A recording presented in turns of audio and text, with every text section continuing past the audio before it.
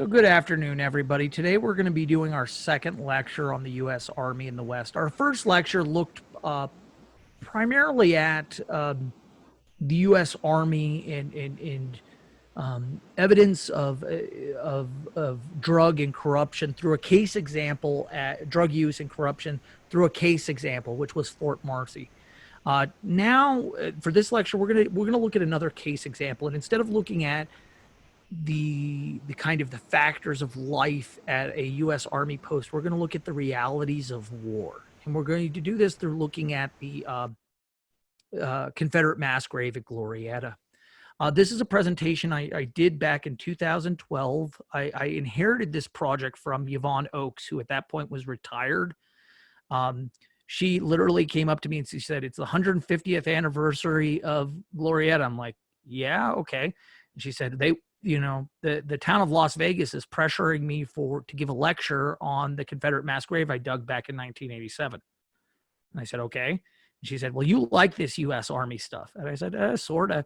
And she said, "Well, you write a lot about it." And I said, I do." She goes, "How about I give you all my notes and you give the lecture?" And I said, "Okay." And so she gave me all her field notes and pictures, because she had never really published anything on the excavations. There had been a report on the forensic part of the work, but there had never been anything written about the excavations. And in 2012, I presented at Las Vegas, and then I ended up creating a paper based off of it called Having Fought and Died Together. And we're really going to be looking at the nuts and bolts of that research that I did that's almost exclusively based in, to be fair, in 1987, I was 8 years old. So I did not participate in the excavations. I just simply got all the photographs and all the excavation notes and tried to piece it together as best I can. If you don't know what the Battle of Glorieta Pass is, it's often referred to as the Gettysburg of the West. And that's probably not a good term to use for it. Gettysburg was a much larger conflict that in some way, I mean, the battle, many people believe, decided the war. Whether that's true or not, it does share some similarities. And the first being that it was the height of Confederate expansion into the American Southwest, but it was a relatively small-scale battle by Civil War standards. It make things more confusing, and we'll talk about what this means in a second. For military historians out there, it was a tactical victory for the Confederates, but a strategic victory for the Union. It's a mouthful, but tactical versus strategic matters quite a bit in the grander scheme of war. So the objectives of this talk are really simple. We're going to talk about the history a bit of Glorieta Pass, and I'm going to have to go through very, very quickly, go through the Confederate operations in New Mexico. We're going to be talking about the archaeological excavations done by the Office of Archaeological Studies under Yvonne Oakes back in 1987. And then we're going to look at Doug Owsley, or the real Dr. Bones, as it were, look at it linking the specific human remains to individuals who fought in the battle, and what that kind of tells us as well. But real quick, Civil War in New Mexico, really 4 major battles, and I use the word major very, very loosely, but those battles are Valverde, Apache Canyon, Glorieta Pass, and Peralta. Some people combine Apache Canyon and Glorieta Pass, but I think, given that we will give a limited discussion to it today, I think you'll realize that they could be characterized as 2 different battles, with very different people playing parts in them. It's amazing to think that when the Confederate invasion of New Mexico was pitched, it had some pretty strange goals. And these goals were early on in the Civil War, included this grand scheme that Confederate soldiers were going to annex New Mexico. They were going to march north and capture the gold fields of Colorado. Then they were going to march west and join with the Mormons in Utah and conquer California, opening the Confederacy with ports on the West Coast, allowing it to trade, allowing it kind of freedom from the Union blockades. It was a very, very ambitious plan, and all of it centered on first taking New Mexico. So the first part of this plan was realized in July of 1861. A small force from Texas invades into southern New Mexico, commanded by Lieutenant Colonel John Baylor. The Union forces kind of just retreat from them. They capture Fort Bliss near El Paso. They capture Fort Fillmore near Las Cruces, meeting very little resistance. And on August 1st, so about a month into this campaign, Baylor stands in the plaza of Mesilla, and he proclaims that Mesilla is the capital of the Confederate state of Arizona, with himself as governor. And you can see the division of the states during the Confederacy of Arizona and New Mexico. One thing you'll notice is that the division is east-west as opposed to north-south, and obviously it's a very different look to New Mexico territory. Now, mind you, this would only last for 1 year, a little less than 1 year actually, but it did exist, at least in the map books. New Mexico's response was to retreat, but then to muster forces in Albuquerque, Santa Fe, and elsewhere. So they started to gather lots of New Mexican residents, primarily Hispanic, and muster them into the U.S. Army. Many Hispanics in New Mexico were eager to join the Union cause because they viewed the invasion of Confederate soldiers as a Texas land grab. This actually had historical connotations. Texas had actually claimed portions of New Mexico in the past, so it wasn't their fear was not unfounded. In this man here, Colonel Edward Canby, actually musters these New Mexico forces, which included Kit Carson, south of Socorro in Confederate Arizona at a place known as Fort Craig. The Confederate forces marching north in 1862 were commanded by a gentleman known as Brigadier General Henry Hopkins Sibley. He had about 2,600 men under his command, primarily the 4th, 5th, and 7th Texas Volunteer units. These were mostly mustered into service at San Antonio, Texas, and he entered New Mexico in early 1862 with this grander scheme. He was actually the one who pitched the idea that he's gonna take New Mexico, grab the gold fields in Colorado, and then rich with all that gold, he's going to join up with the Mormons, and together they are going to destroy those Californians once and for all, opening up the West Coast. He was also, and I actually think this comes across in the photo, he was also an alcoholic. And I don't know, I just see alcoholic when I look at that historic photo of him. Go figure. The first time they engaged was at the Battle of Valverde. The Union forces actually came out of Fort Craig. Hilariously, the Confederates noticed Fort Craig on the bluff overlooking the Rio Grande. They decided to kind of skirt around it. The Union said, hey, they're just moving north. And they ran out to stop them when they realized they weren't going to attack them. And the Confederates then charged the Union forces, capturing some artillery, but the Union then just retreated back into the fort, and the Confederates, not wanting to attack the fort, just went further north. It was a victory for the Confederate forces. And about 36 Confederates were killed as opposed to a little over 60 Union soldiers. But the real kicker for the Confederates is they actually acquired many of the Union artillery pieces. But they didn't attack the post. They continued north. In fact, they entered Albuquerque on March 2nd and in Santa Fe on March 10th. Their main objective, and interestingly, this is probably a fairly viable strategy for Sibley. Sibley recognized, or believed he recognized, it was actually faulty logic, but at the time he realized that most of the New Mexico volunteers were at Fort Craig. So if he continued north, he believed that Fort Union, which was this big post on the prairie, was relatively unguarded. And if he could take this post, he kind of controlled the Santa Fe Trail. He controlled all supplies coming into New Mexico. So he thought, if he can take this, and he thinks there's a very limited garrison there, they're just going to fall over for him, he can just win New Mexico without ever having to assault Fort Craig. The problem is, at the same time, the New Mexico volunteers are down at Fort Craig, Colorado volunteers have been mustering the whole time, and they've been marching south and have arrived at this Fort Union.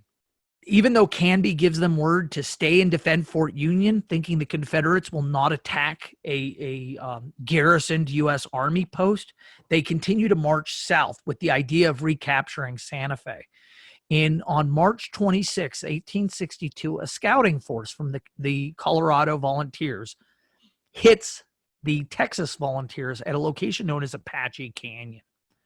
These scouting parties kind of face off against each other. The Colorado Volunteers are led by a man by the name of Major John Shivington, who outflanks the Confederates and kind of pushes them from the canyon.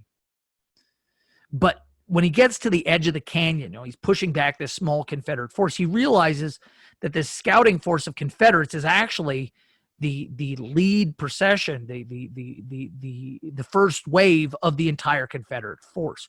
And so he retreats back. And the next day, both the armies gather. So the next day, nothing happens. The armies just arrive on the scene. And then a day later, on March 28th, the Battle of Glorieta Pass happens.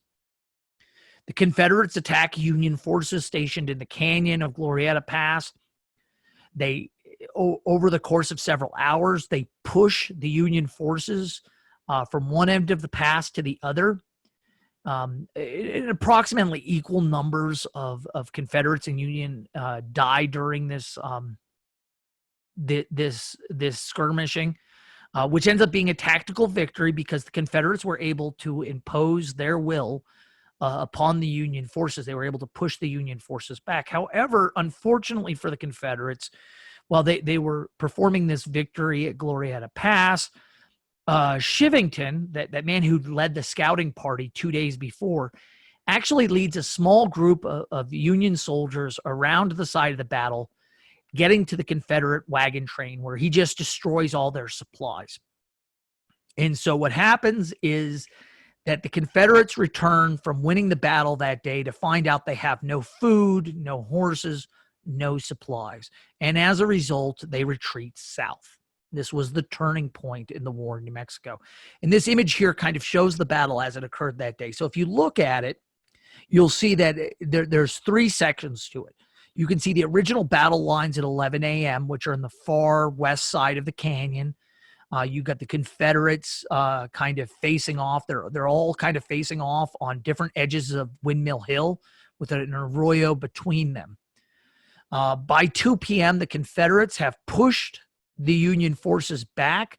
The Union has set up along Sharpshooter's Ridge, which is right above Pigeon's Ranch today. If you go out to Pigeon's Ranch, you can still see the ridge where the Union sharpshooters were set up. And then on the hill across the road, they had their artillery set up.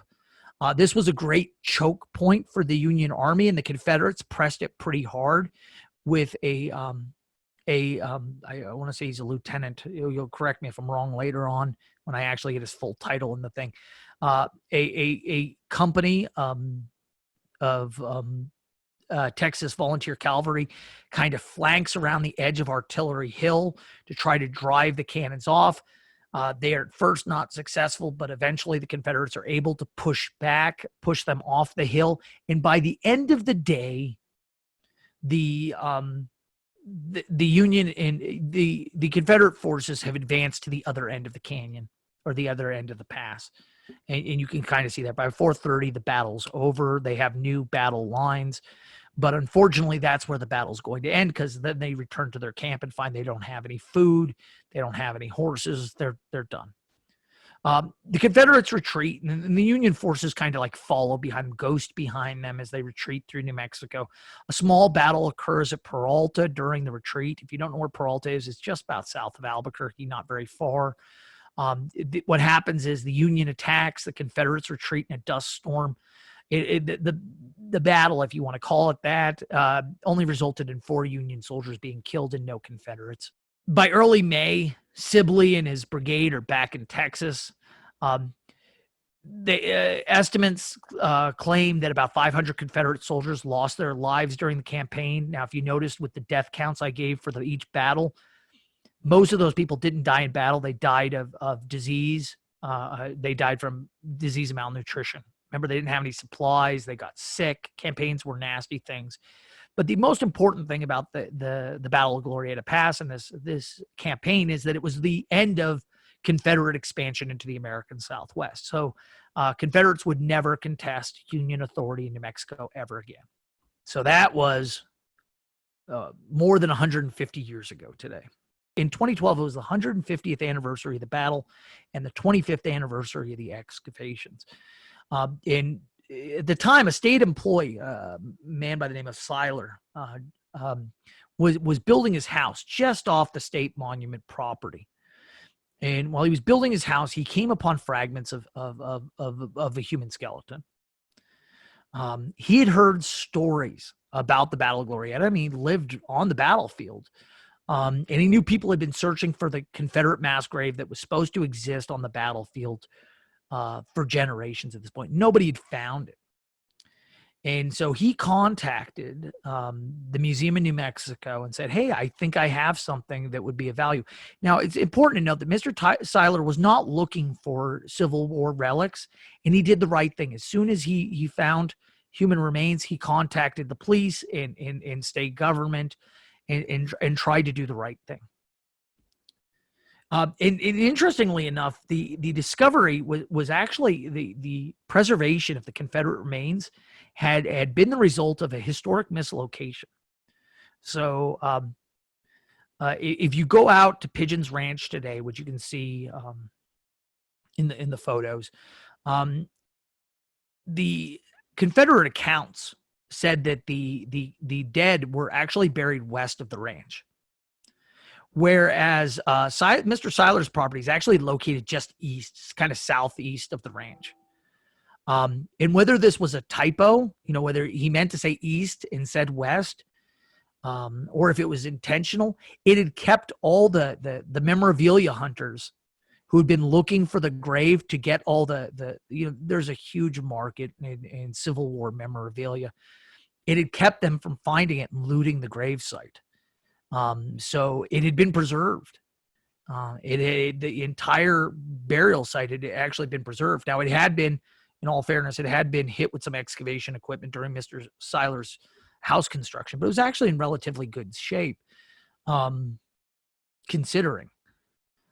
So the excavations were done undertaken by the Office of Archaeological Studies, that at the time was run by Director Dave Phillips, who's retired now from UNM. Many of you might know him from the Maxwell Museum. He was the director of the Office of Archaeological Studies back then.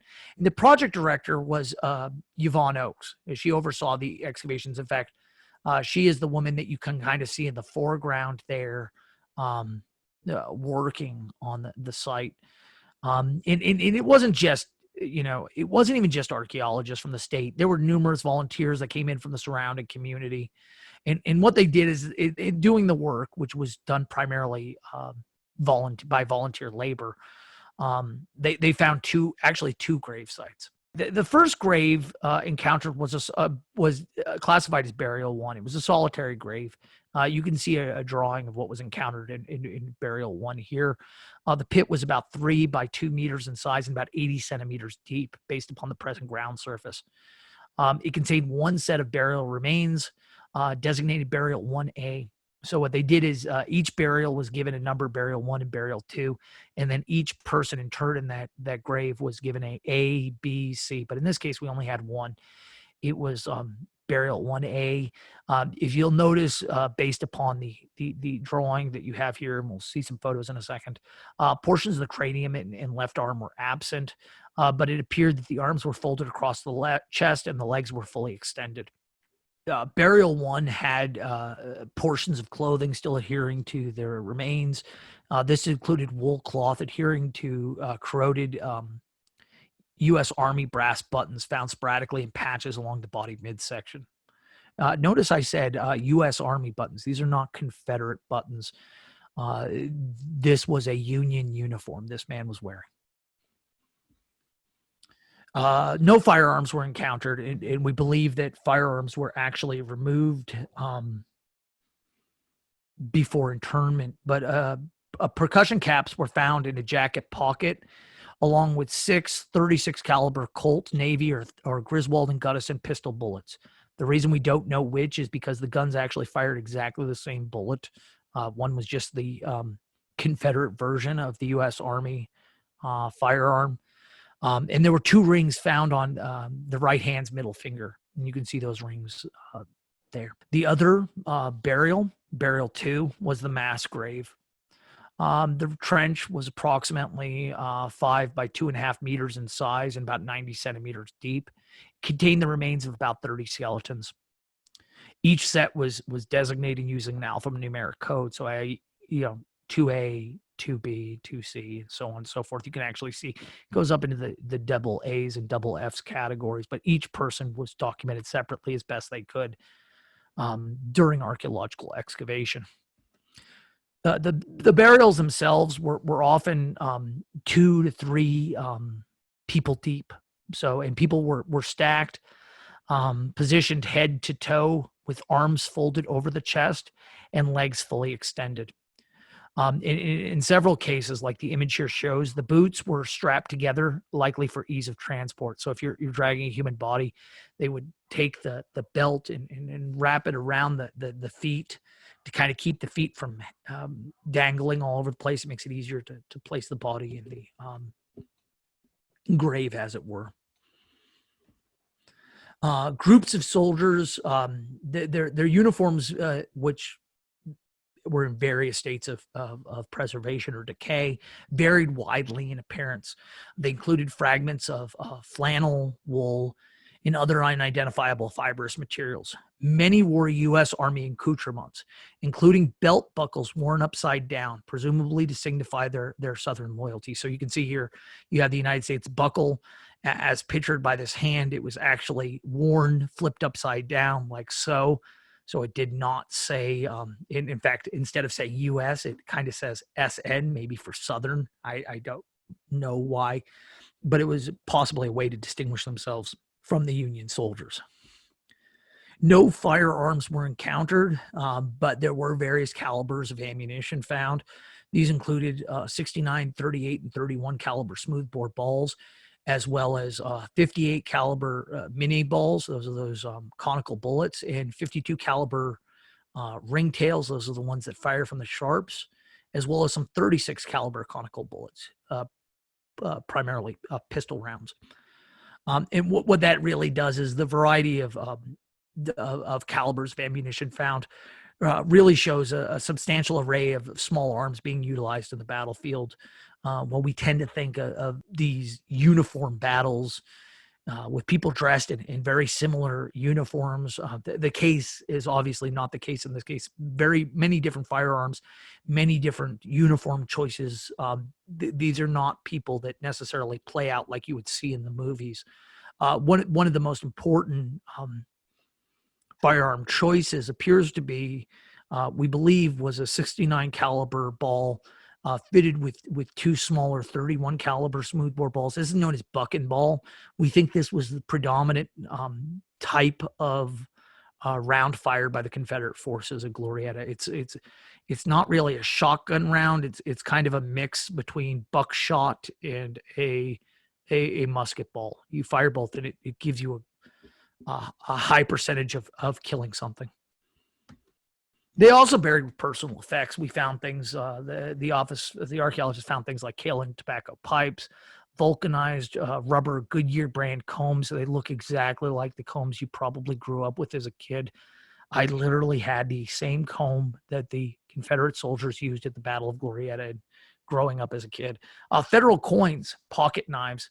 I think it's interesting federal coins were found. You got to remember that being that they were in New Mexico, those probably represent one of the only items they could use to barter for goods when they went into Santa Fe and when they went into Albuquerque, is to use federal coins, even though they were Confederate soldiers.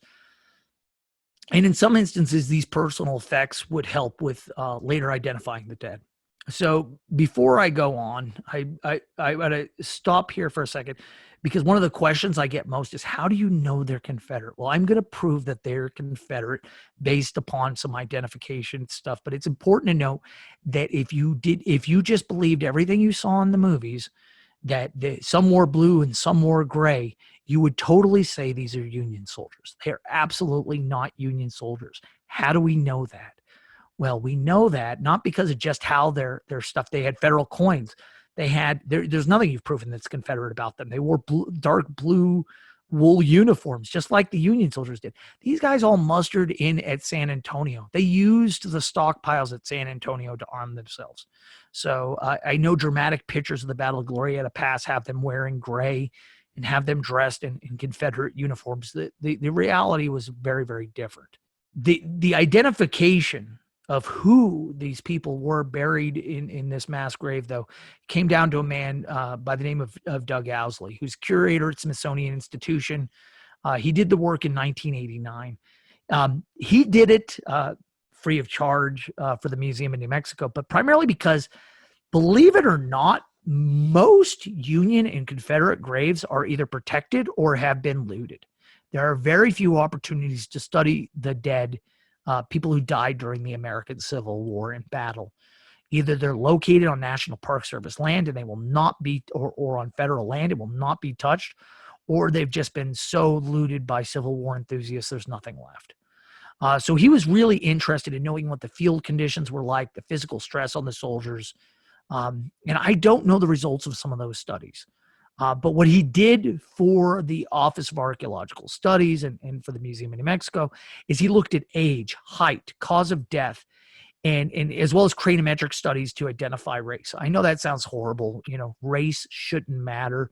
There are no races in this one. It's absolutely right. But if you were to put an Anglo person next to an African person, there are certain traits that over large scale groups usually tell you whether you cluster with one group or another, that allow you to tell forensically race. What were the results? Well, based upon the analysis of the human remains, there were at least 31 individuals buried in the mass grave. 26 or 31 total, 30 in the mass grave and one buried by itself.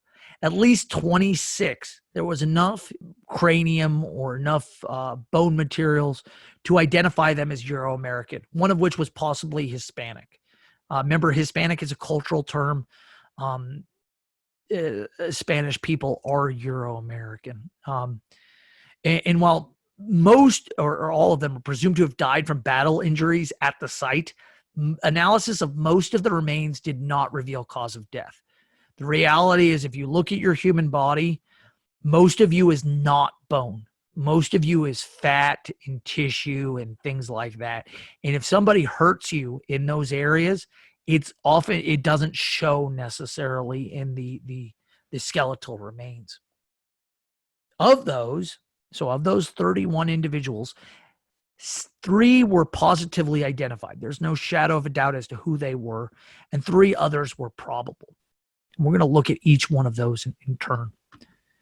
The first one was Major John S. Shropshire. Remember, he's the one who led the charge on Artillery Hill, and he was a major, not a colonel. I said later on I'll figure out what his exact title was.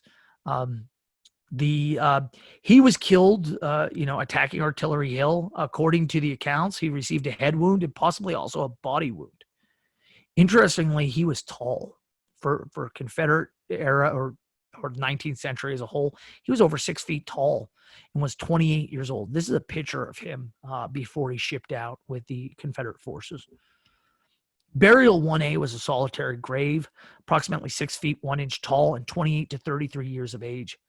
The occipital bone, which is part of your skull in here, displayed multiple fractures, suggesting damage to the head, and the spurs found in association with the remains suggested an officer. Based upon this, we are almost positive burial 1A is Major John Shropshire. The next individual identified, or possibly identified, was James Maness.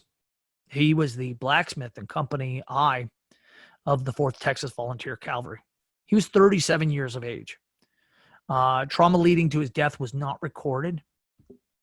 However, there was only one set of human remains that, based upon forensic analysis, was between 36 and 39 years of age. Damage to the mandible was consistent with blunt force trauma. So actually, mini ball or a lead ball may have struck him in his jaw. He could have been struck with the butt end of a rifle, and any number of things, but it shattered his jaw. And a mini 58 caliber mini ball bullet was found adjacent to his right arm, suggesting he'd been shot in the right arm. But based upon the age alone, we think that's James Manus right there. The next one was Ebenezer Hanna. He was a private in Company C in the 4th Texas Volunteer Cavalry. He was 17 years of age at the Battle of Glorieta. Interestingly, his cohort had charged him with maintaining a journal of the campaign. So he wrote about his adventures in New Mexico. And another soldier wrote that he was shot in the loins and bled inwardly, following Major Shropshire up Artillery Hill. Burial 2E was found to be between 16 and 18 years of age. He had suffered a penetrating wound through the left ilium with a 58 caliber mini ball was found nearby in the stomach cavity. So we think that mini ball went through his pelvis and just kind of ended up in his stomach area. You can actually see it actually went right through the pelvis. Interestingly enough, this burial was actually buried with a square lead pencil and pen. Were found associated. His journal was not found with him. In fact, fortunately, we still have his journal. Some of his fellow soldiers actually took the journal back to Texas with them. So he was not buried with the journal, but he was buried with his writing implements. William Strawn. William Strawn was a private in Company D of the 4th Texas Volunteer Cavalry. And I just want to point out, this picture is not William Strawn. This is a picture of a Confederate soldier on horseback that I thought would make a good image to go with this data. He was the only other soldier under 18 years of age to die at the Battle of Glorieta, and he died of a gunshot wound to the head.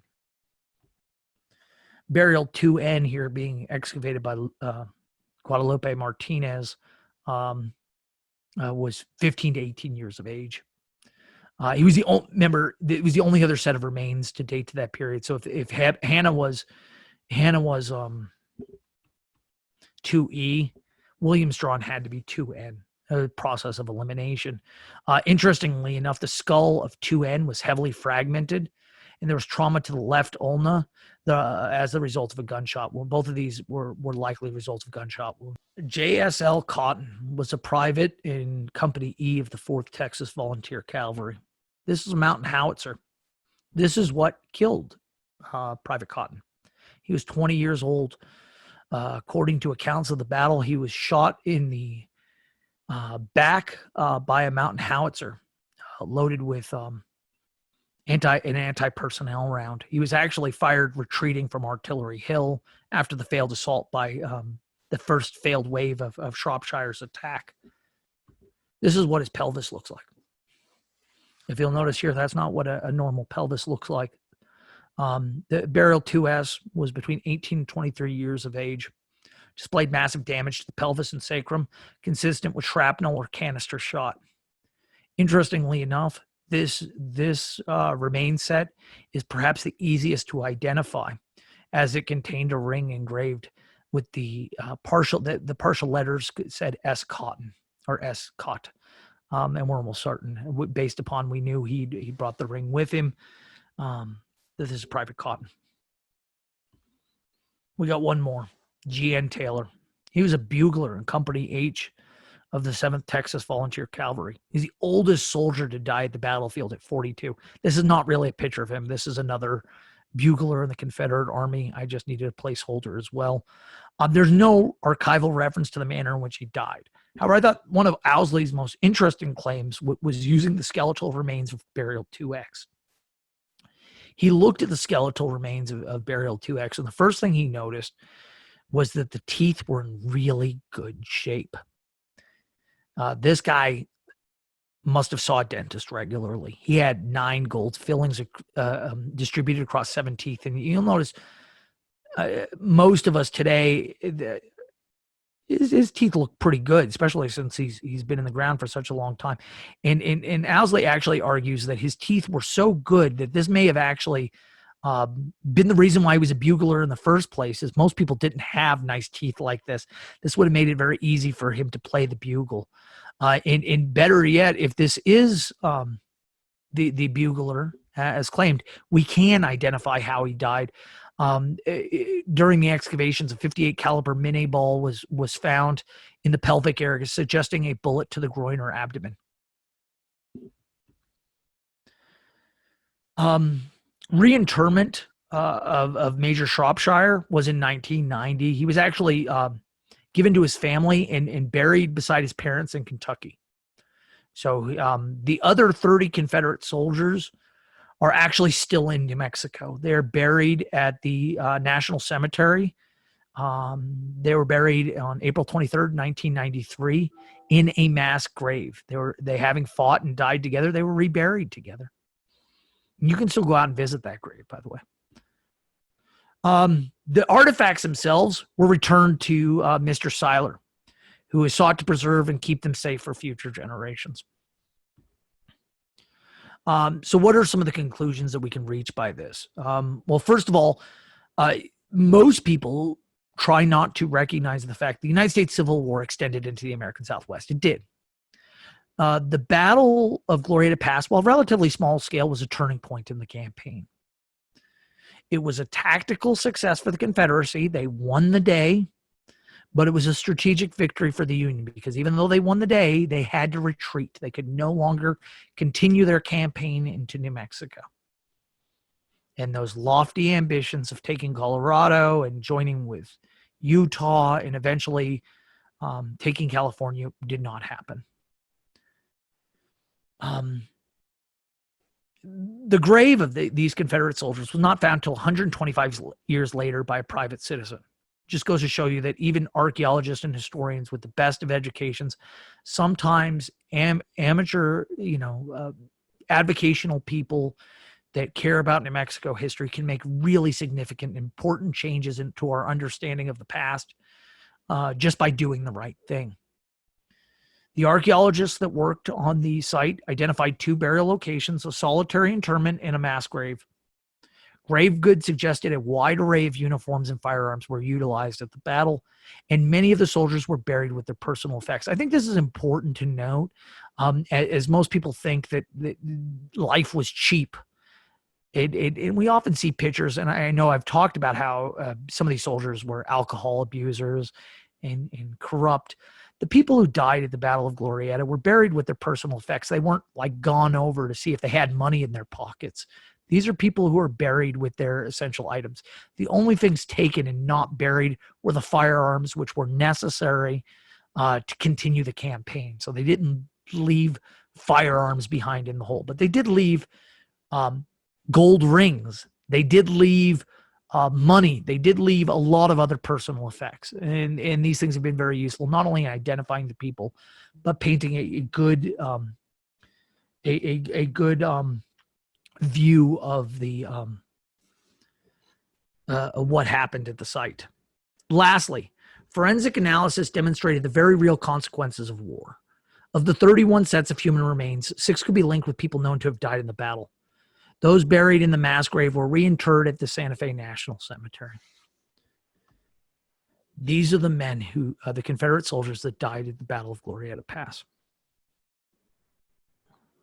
All right. I gave a lot of information, and I'm happy to answer questions right now for all of you about the site or about the excavations as best I can. Do they know where the Union soldiers that died in this battle were buried? They were, I think, reinterred at Fort Union for a while, but I'm not entirely sure off the top of my head. I probably did remember at one point.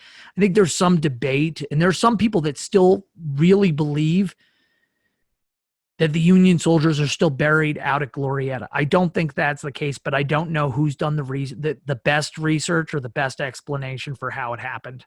So I apologize on that. I probably should know, but I don't. You can't know everything, Matt. I tell myself that. I don't know if I believe it, but I tell myself that. I want to know everything. I have 2 questions, Matt. one of your slides, you had a kind of like a map of the battlefield. Yes. Just to kind of put that into perspective, where would the I-25 be in relation to that? It's south. South? It's south. So I mean, I don't know how many yards south, but you can't see it. I mean, if you go out to Pigeons Ranch today, I don't think you can see I-25 from it's a heavily forested area, so I don't think you can actually see it nowadays. Yeah, it's going to be right off the map. So I don't know if you can see the picture now. I'm not always techno savvy, and I don't know what I'm showing right now to you all. Yes. But it would be to the south of the map.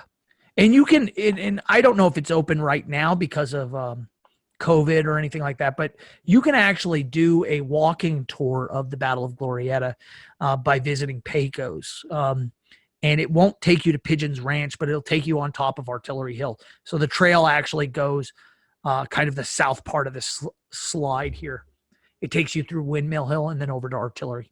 Okay. And then the second question was, were there New Mexican volunteers in this battle as well, or? Not very many to my understanding. However, it was New Mexico settlers that showed Chivington a way around the battlefield to sneak up on the Confederate camp. Most New Mexican settlers were opposed to the Confederate advance into New Mexico. In fact, it's sad, but perhaps one of the more tragic things is they really thought that New Mexicans would be sympathetic to their cause. But animosity between New Mexico and Texas was already running deep at that point. Had it been a Confederate army from Louisiana or from Mississippi, the feelings amongst New Mexico residents may have been very, very different. But there was a strong animosity towards Texans coming into New Mexico. And you know, in some ways that, I mean, having grown up here, some things die hard. It is what it is. But no, most of the people who participated in the Battle of Glorieta Pass were largely Colorado volunteers on the Union side and Texas volunteers on the Confederate side. Okay. Was Colorado a free state? I think Colorado was still a territory at this point. I'm almost positive it was. But was it against slavery? Oh, yes. Yeah, it was against slavery. Colorado at this point was already going through the mining boom. And the sad thing is slavery probably wouldn't have worked in the American Southwest anyway. So it's disappointing that I know that's a big issue, and it absolutely is a big issue for the Civil War elsewhere. But the idea of slavery in the American Southwest probably would not have worked. The plantation system, it would be very, very difficult. There was already a cheap, this sounds horrible, but there was already a cheap labor market in New Mexico for Eastern entrepreneurs. There's really, I mean, this is going to sound very terrible, but it's sadly true.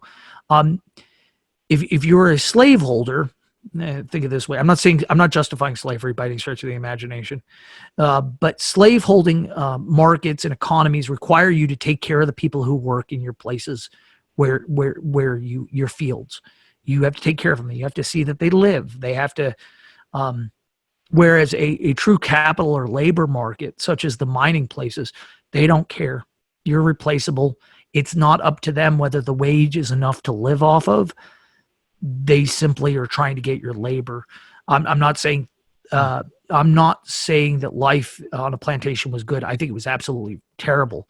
But when you look at later times, so you look at New Mexico and in Colorado in the later 19th century, like the coal mining camps and things like that, the conditions for immigrant labor in Colorado and New Mexico were probably as atrocious or almost as atrocious as slavery itself. And they were certainly cheaper markets that were easier to exploit in some ways because you weren't obligated to take care of the people that worked for you.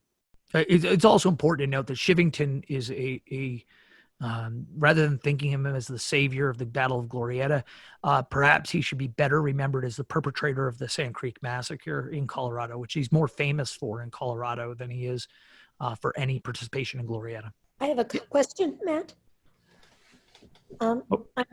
wondering if if it was commonly known that the Mormons were sympathetic, or just an assumption on the part of the Confederacy. I think a little bit of both. So the Mormons had, in the decade prior, had issues with the U.S. government. They were very interested in maintaining their own religious freedoms. They believed in, ostensibly, they believed in Mormon rights over those of the federal government, which met a sympathetic eye, obviously, amongst the Confederates. But I think it was lofty ambitions. Sibley was a man of great plans, but not necessarily of actually executing. In fact, it should be noted that even though he was ostensibly the commander of the Confederate forces in New Mexico, he never actually led his troops into battle. He was actually drunk during every battle. More importantly, he actually, funny, after the Confederate, he dies penniless. And most people, and almost any character, if I did a profile of every character on here, you'd have some really terrible stories. But the one thing I like to point out with Sibley is he actually ends up as a, many of these guys end up in foreign countries working as like mercenaries and stuff like that. He's a military advisor in Egypt to the Ottoman Turks after the Civil War, which I find super hilarious because he was an alcoholic. And Islam prohibits the consumption of alcohol. So him working in a dry country through most of his later time period is probably just treats in some ways. He was not a good guy. I have another question. Wasn't there some use of camels in the Civil War by the Confederates? I have no idea. Okay. It wouldn't surprise me. We had a camel corps in New Mexico for a while. And it was actually out. You can actually learn about that camel corps out at El Moro, over by Zuni. And I'm not the best person to tell the story of it, but I know the U.S. Army was using camels for some time in New Mexico.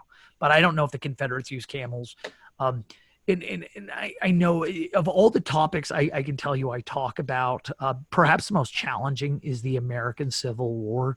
There are so many people that are diehard and have very, very strong opinions of either the Confederate side, the Union side, or they just get really deep into the details of the battle that I just don't have that. I guess I'm more interested in the more human aspects of it. My interesting thing is smashing the impression that they were dressed like you see them in the movies. Some wore blue, some wore gray, or that they had uniform. This is the industrial age, right? They're supposed to have uniform firearms. When we watch those videos, everybody's got the same gun and everybody's doing exactly the same thing. And then you look at the realities and no, that's not happening. It's also important to note, I mentioned, we talked about how people died. It's very noble when we watch the movies. They get hit with a bullet and they fall over and they die. If you'll notice that most of the people I actually talked about today and how they died from shots to their groin into their stomach. The gut shots don't kill you right away. You lay there and you suffer and you bleed out, or it gets infected and you die. It's a horrible, horrible, horrible death. The realities of war are much different than we necessarily make them out. And I it's not my place to argue against people who reenact the American Civil War. However, the one thing I think we fail with any sort of reenactment is the realities of what war, or what a gunshot does to the human body, especially one that's buck and ball, for example, or buckshot. Are not meant to kill instantaneous. They're meant to prolong suffering and death, and they are. This is not war is not something that's to be glorified. It's horrendous, and if you think, you think to yourself, well, they made the sacrifice going up artillery, and this is probably the thing that will get me most in trouble. But I say it a lot of times, and I think it's important to note here. They gave their great sacrifice charging up Artillery Hill to break the Union lines.